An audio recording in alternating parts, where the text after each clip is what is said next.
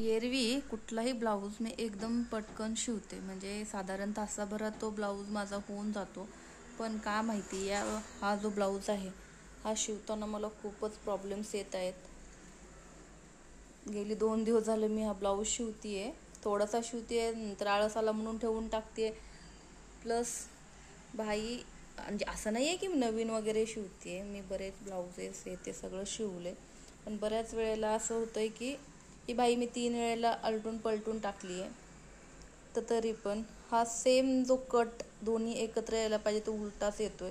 हा मला परत काढून परत स्टिचिंग करायला लागणार आहे, परत शिवायला लागणार आहे.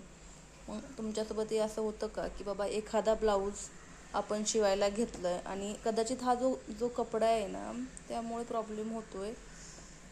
मग मला हे सांगा मैत्रिणींनो, तुमच्यासोबत असं काही होतं का की एखादा ब्लाऊज तुम्ही शिवायला घेतला आहे आणि तुम्ही त्या फील्डमध्ये परफेक्ट आहात, असं नाही की नवीन वगैरे शिवताय, पण एखादा ब्लाऊज शिवायला खूपच प्रॉब्लेम्स येतात, असं काही होत असेल तर नक्की माझ्याशी शेअर करा. थँक्यू.